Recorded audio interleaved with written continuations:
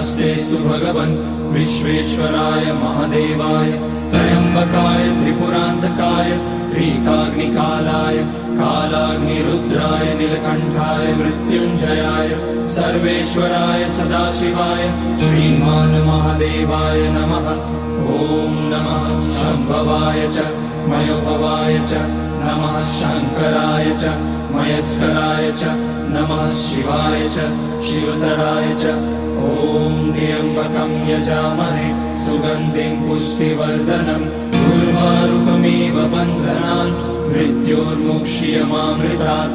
नागेन्द्रहाराय त्रिलोचनाय भस्माकराय महेश्वराय नित्याय शुद्धाय दिगम्बराय तस्मै नकाराय नमः शिवाय। मन्दाकिनी सलिलचन्दन चर्चिताय नन्दीश्वर प्रमथनाथ महेश